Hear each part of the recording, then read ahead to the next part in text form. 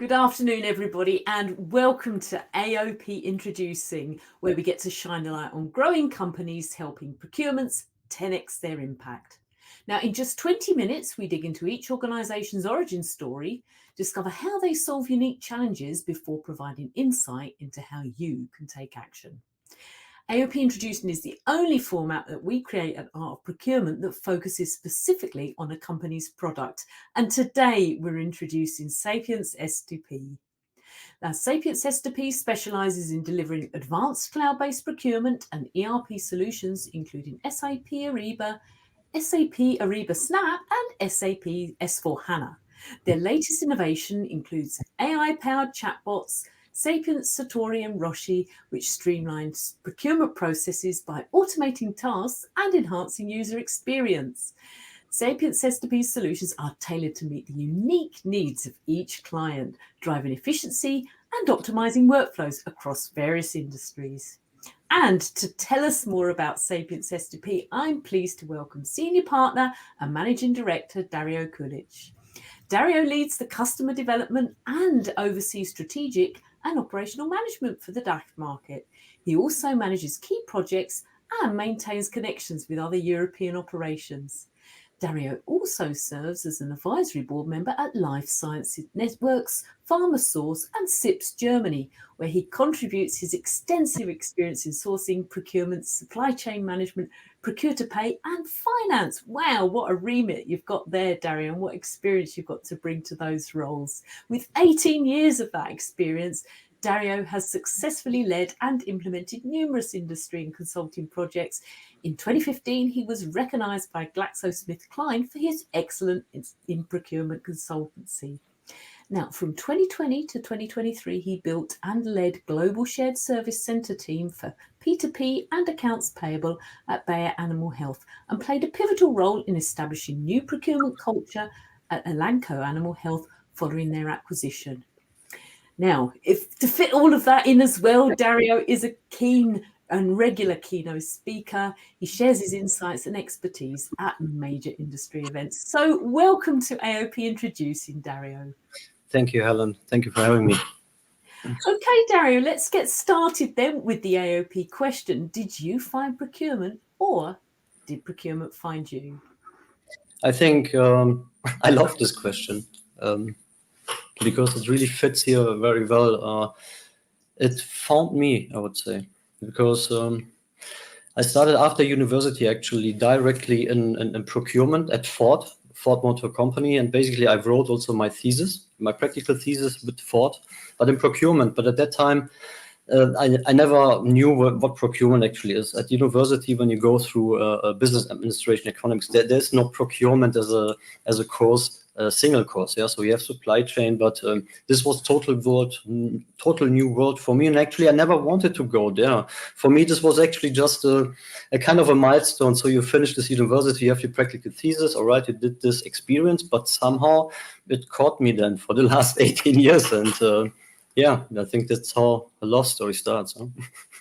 Yeah, absolutely. And good to discover it early on, I think. Brilliant. Lucky you. Okay, tell us more about SapienceS2P. What does it do? All right, so SapienceS2P, we are a consulting company. A business consulting company who helps companies, especially transformation through digital roadmaps. They have implementing new software when it is about AI, but we are also helping in change management. We're also training users, we are training employees, we are training management. So I helped also, I would say, a few leaders already to become even better leaders. So in helping them also to develop in their leadership skills towards their own employees, and especially when it comes to transformation of companies and mergers, and two cultures come together, then it's even more important. So, and yeah, what Sapiens is actually doing. So we have two pillars of the business. So usually the consulting companies out there on the market, they go out and do the consulting actually only. So what we do is we have two things to offer. the business consulting on one side. So this is where my strength comes from, with 18 years of, I call it on the field experience. So really operationally went through all the problems, went through all the solutions, worked actually out all the solutions with teams also together. So we know the dynamic of the corporations especially. So, and here there's no dependency on the industry, but this is the one side. So this is one of our advantages. On the other side, we have the technical skills as well. So when it is about the client wants to implement Ariba modules, so we can implement the Ariba modules. We can also customize those ones. We can make them technically fit as the stakeholders want them, and doing also the technical support afterwards as a package for what corporations also usually want to have, because they tend to don't want to get involved in this kind of work, right? So with their own staff and resources. And the other part, which is I would say the future part, is we have also an own software developed, an own chatbot, which we actually call an action bot, and it's an AI-powered bot, which we can maybe talk later a little bit about. But these are really the three pillars we can offer to the market, and we have done more than 150 calls with clients, really with big corporations in the last, let's say, 1.5 years. And as in mapping, we found really out the pain points are all the same. They're really same but similar. Yeah. So there's the saying, and the same but similar tends to the fact that you can help actually all of them, right? So and we can I think for our advantages we can offer the full package. Yeah. Okay. So you're talking about those pain points. So what was the inspiration to set up SapienceS2P? What gap in the market or opportunity did you see? Right. So of course, as I said, from the business consulting side, it's clear where we saw actually more an entry into the market as a game changer, because it's not there at the moment. Yeah. So chatbots. Let's talk about chatbots. Everybody knows what a chatbot is. Yeah, so there are thousands of companies who claim that they offer a chatbot as well. So, but a chatbot is also not just a chatbot, right? There are differences, and up to today, companies used not good developed chatbots which were not intent based. So this means actually there were a lot of frustration with the users, because they had to try and error questions to get the answers. And if they didn't put the question right, they got the same, let's say, stupid answer. So I don't understand what you want, to please rephrase your question, right? And this led not just to frustration, it led actually to failure of projects. Mm-hmm. People didn't adapted it, right? And the thing with adaptation is many people don't understand, when you have a corporation with 5,000, let's say 5,000 users who are constantly every day using a system. Now you take 500 of them who just say today, okay, we as a group, we don't do anything anymore. We are so frustrated. It just takes all our time in order to make our own normal work, and so on and so on. 500 people, that's noise. And this can lead to breakdowns of operations, right? And here, this is also one of our advantages. So, for example, this was one of my last projects as a GPO and procurement advisor at Elanco Animal Health, which is former Bayer Animal Health. And there I've done actually exactly this. So after a merger, helped the cultures to come together, German culture, US culture, forming also new processes. Yeah? So because both worlds came with their own processes. And you can imagine now the fight starts. Actually, it is kind of a fight. So one party wants to keep their processes, the other wants to keep them, and actually keep the level as low as possible to change something, right? And here, there's a lot of, how to say, empathy needed as well to move properly forward. Yeah. So, what do you believe are your points of differentiation then? So now let's come to the chatbot back. Sorry for being a little bit now offline. So what is now the differentiation? So our chatbot is absolute. So it's unique. This chatbot is not existing anywhere else. It's unique on the market, and what it can is, it's not giving you just answers. So of course, that's the first level. But here already we made an improvement because our bot is intent-based. So now there's no frustration with the user anymore because the user can ask his question in 50 different variations. As long as the intent is the same, the bot understands it already, especially with AI, and gives then the right answer back. So I give you just one example. The user wants to know the status of his invoice. Okay, so now the user says, what about my invoice, right? So a little bit of short and yeah, but there are, there are people in the business who are short-tempered because they're running business. Now they have to check administrative operational things. This is just, it's a burden and taking time away. So now, yes, I understand them. They get frustrated and then they just type it in, okay? So here the bot will still say, all right, give me your invoice number. So now there can be another one who says, when is my supplier getting his money?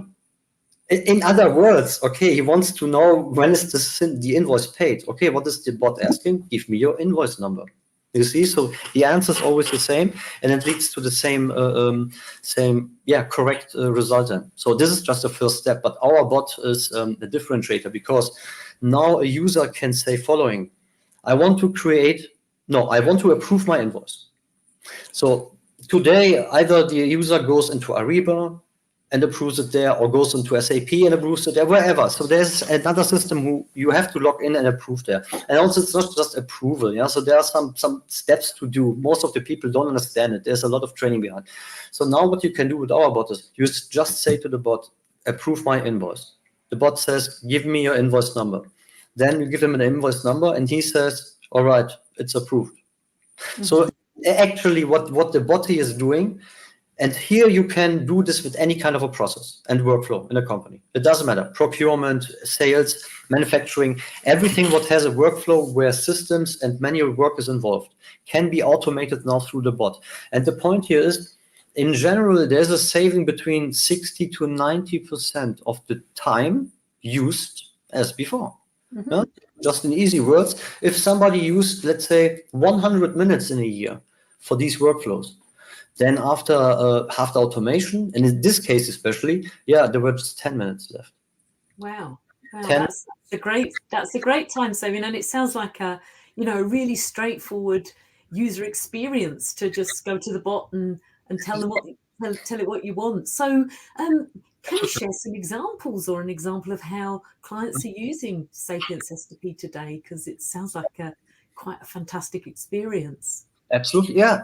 This was one example. So approving an invoice, because our bot is with 2 companies already in use since a couple of years now, let's say, and successfully. And here the thing is, you start with your bot as low as you want. Yeah, so you just have your bot and you automate if you want just one workflow, or you start like with our clients with 2 workflows in the beginning to see how it works. But we knew that they will like this because it is successful. You have a direct return on investment. You don't have to wait for a year because your return comes as soon as it is automated and your time is saved. And here is also, it's not just the time, it's less frustration. People are getting more motivated to do now work because they can now easily operate these administrative stuff, which is actually just supporting them to run business. And this was the idea behind having 18 years of experience through, I think now 14 or 12, 13 corporations, different ones, pharmaceutical, mining, vacuum industry, automotive industry, everything, I think, except aerospace and military. But the point is, they all have the same problem. Okay, they want to run a business, and here you have a triangle. Actually, you have the client, let's say your customer, you have then your internal business customer, the stakeholder who's running this business with him together, sending him let's say getting a sales order from him, and vice versa. And then you have internally procurement as a party, who's of course, because they're responsible for suppliers and for every external spend going outside. So now this is the point. These 3 parties up to today are not able to efficiently work together. because of workflows which are connected. And then you have these workflow stacks, yeah, where one party is not doing something and it has to be chased, has to be explained. It is frustrating. It is taking. So in procurement, it's very simple. A procurement person says, when there's a category manager, look, the more I do system, let's say 30% of my time, means 30% of the time I can't negotiate. I can't reduce prices. I can't go through all the contracts, blah, blah, blah, blah, blah. So it's I can't source correctly. And it's on other sides as well. In manufacturing, or let's say in supply chain, they say, I don't have the time to properly plan my scheduling and to properly also make my supplier management. Right. So, and it goes on and on and on. And here the idea was really how to get them all together on one-stop business shop, And yeah, this is actually it. And how our clients use it is one client uses it for the approval of PO, for approval, and I think the creation of POs, approval of invoices, but also creation of purchase requisitions. And another one is using it for onboarding of suppliers. Because you can use this bot also externally. So it sits on your homepage and can then be used by your either customers or by your suppliers for self-service. So just imagine you have 10,000 suppliers, which is common, regular. So taking a company like Elenco, for example, so yeah, they would have a range between 10 and 15, 20,000 suppliers. So now, if you don't have an automated self-check-in, self-checkout for easy things like supplier is angry, wants to know when is he getting paid? Okay, so it's a normal game. So late payments. What is happening today? He's calling a help desk. Okay, the help desk is in Kuala Lumpur or offshore. They're already getting frustrated. If you have it in Germany, I can tell you, they even not good in the English speaking, but if they're getting the help desks who are really offshore, they shut down. The same also with your shared service centers. Yeah, I know the ones in Poland, for example, they are good, but still here, there is too much people involved. Yeah, so for example, you have a problem, you go to somebody and it tends then in the end that there are 5 people involved at that center and nobody knows actually how it works completely. And so it's not efficient, right? And here this motivation is a big factor. I mean, every company leader, CEO should love the idea of knowing a solution now. How do I motivate my people as best and easy, actually, right? So and it's not high investment. And I think this is the future, basically, because from our perspective, it is about elimination of non-value added activities. So no human being, from my perspective, from my personal perspective, should do any non-value added work. For what? There's no reasoning behind. There is no sense and logic, right? So what human being should do is use this time to do fabulous things, to create wonders. Okay, I haven't seen for a long time wonders, so they just do it then with the time. But that's the point. The other side is everybody talks about artificial intelligence. Everybody's scared about it taking away my jobs. So now, of course, it will take your job away. But if we have the wrong mindset, so the mindset should actually be, we kick everything for this non-value added to the AI.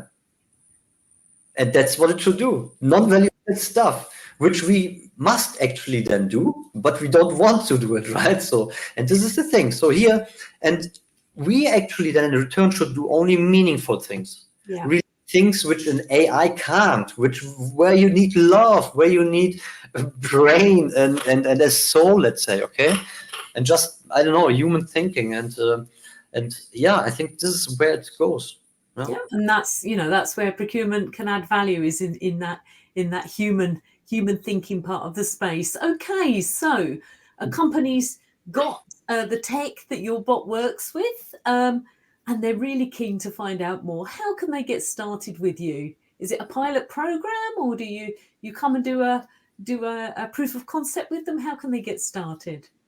Either or, yeah. So I mean, it always starts just with contacting us. Yeah. So and we just have really a call first to understand, let's say, more about what the client is looking after and what pain points, especially existing. So here, the thing with the pain points is after transforming 3.5 years long so Bayer Animal Health to an Elanco Animal Health, especially a procurement department, I just learned that sometimes you need to ask more and more, actually double and triple of more questions.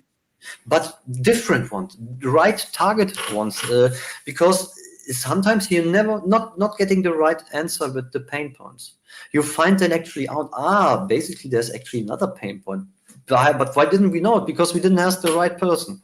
Yeah. And this is, so we have experience with this, especially myself, and this is what we do in the beginning. So we really help the client here to understand, first of all, what does the client want? Yeah, because we are not a company who's going out and just want to do sales. So I'm not a typical sales guy anyway. Yeah? So I am actually coming out of a procurement, and I've seen the thing from the other side for a very long time. So I basically, after 18 years, have learned what actually a salesperson wants. So when it really wants to do proper business, professional business, not just selling something, so selling for the good of selling. No, really a business which is a give and take and on a long term thinking. Okay, so call it partnership. It is actually today you must call it partnership, because this is this, and this is what I think everybody wants to. So nobody wants to. Yes, so a factor discovery call with you, and off you go from there in this spirit of partnership. So, okay, where can people find out more, Dario? About us. So I mean, on our homepage, SapienceS2P.com, but you can also use DE for the German version, because SapienceS2P is founded in London, UK. So there's headquartered, but we have also one subsidiary in Frankfurt, which GmbH is actually handling the DACH market. And here on the market, we are now also working with the marketing agency to get things a bit more running into campaigns, and actually getting our name also out to the companies, because I think apart from the fact that they like it, it's just, I just think it's necessary. So it's necessary for themselves also to free themselves up from so much old burden of things which have been done over. An example I can tell you, in Bayer, for example, they have a long history with their system. So now looking into SAP installed, probably 30 years plus. So you have a development actually of 30 years in SAP system, now going into a new one. But the point is, the people who were there 30 years long, they learned it away and they will never go another way. And there are so many processes and workflows there are just blocking also energy and motivation, as I said. So they need Okay, thanks so much for that. And we could feel that energy to make a difference coming through there, Dario. So go to the website. The information is below here and on the page. If you're on the AOP website, click on the link and head on through to contact Dario and the team. And all that remains for me is to thank you very much for this opportunity to learn more about you and your backstory and SapienceS2P and the value proposition that you have. And thank you to everybody who's joined us on this video to learn more. Take care, everybody.